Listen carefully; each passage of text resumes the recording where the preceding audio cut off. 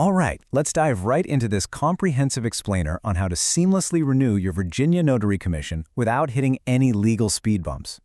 Look, if you're a notary in the Commonwealth, you already know your stamp is an absolutely essential tool. But the renewal process, well, it's got some unique quirks, hard deadlines, and some pretty major upcoming legal changes that you absolutely need to have on your radar to keep your status active. So let's kick things off with a pretty massive question. What actually happens if you just let your commission expire? It is incredibly easy to let dates slip by on the calendar, but letting your Virginia Notary Commission lapse carries some surprisingly high stakes that can directly and, quite frankly, negatively impact your professional life. And the absolutely crucial point is right here. It is literally a criminal offense to notarize with an expired commission. Remember, your commission officially expires on the very last day of your birth month in the 4th year of your term. If you stamp a document even one single day after that, you are breaking the law. No exceptions. So that definitely creates an immediate sense of urgency to get this renewal process right, wouldn't you agree? Okay, here's our quick roadmap for today. First, we'll cover intro and eligibility. Second, the 2 renewal pathways. Third, the step-by-step application. Fourth, fees, timelines, and approval. And finally, duties and resources. Moving right into Section 1, Intro and Eligibility. Let's see who can actually renew. So, to renew, the baseline requirements still apply. You've got to be at least 18 years old, a U.S. legal resident, able to read and write English, and have no unpardoned felony convictions. But what's really interesting here is that even non-residents can be Virginia notaries, provided they are regularly employed in the Commonwealth and perform their notarial duties in connection with that job. Just keep in mind, if you live out of state and you end up leaving that specific Virginia job, you actually have to surrender your commission. All right, Section 2, the 2 renewal pathways. Let's look at online versus paper. This perfectly illustrates just how massive the convenience of the online pathway is compared to the traditional paper route. If your commission is currently active or it's been expired for less than 30 days and your name hasn't changed, you can renew the whole shebang entirely online with a simple e-signature. Plus, thanks to a recent law change, if you renew online and you're in good standing, the court oath is entirely waived. You don't have to go in.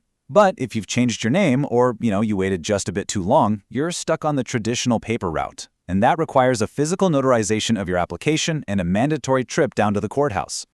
We like to call this the 30-day cliff. The absolute bottom line here is that you cannot miss this 30-day window, or you completely lose access to that streamlined online renewal. If you pass that 30-day mark, legally, you have to start completely over from scratch as a brand new applicant. That means dealing with all the physical paperwork again and actually going back to the courthouse to be sworn in. Which brings us nicely to Section 3, the step-by-step application. Okay, so here are the 4 simple steps you're going to take.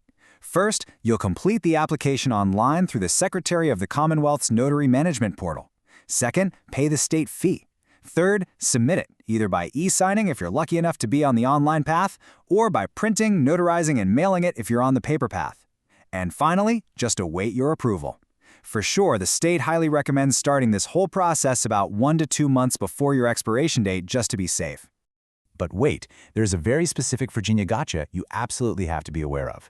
We call it the January, February, March quirk. Basically, if your commission expires in the first 3 months of the year, wait until January to apply. Seriously, if you submit your renewal before the new calendar year hits, the system processes it early, and your shiny new commission will actually expire a full year earlier than you expect. Crazy, right? But it happens all the time. Let's quickly compare those final submission steps. Online submission is incredibly straightforward. You just electronically sign and hit submit. But for paper submissions, you have to print the PDF, have Part 3 physically notarized, and then mail it all the way to Richmond. And here's a vital detail. Paper applications absolutely cannot be notarized by an electronic notary. No way. They must be notarized by a traditional Virginia notary using a physical stamp. Moving on to Section 4, fees, timelines, and approval. Let's talk costs and processing. So what's this going to cost? The non-refundable state application fee is exactly $45. You can pay this securely online via credit card right at the end of the portal application. Or if you're doing the paper application, you can also mail a check or money order made out to the Treasurer of Virginia. Once your application and that fee are in, you want to track its life cycle. General processing takes about 3 weeks.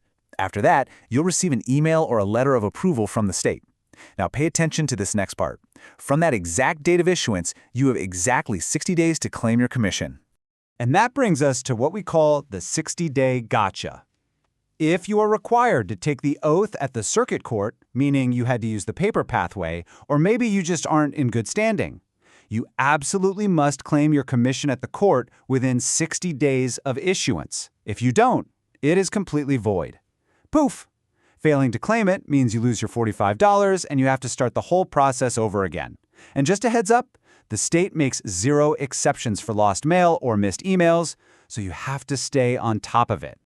Oh, and a quick side note, if you do have to physically go to the circuit court to take your oath and pick up your official paper commission, you must bring a $10 clerk's fee.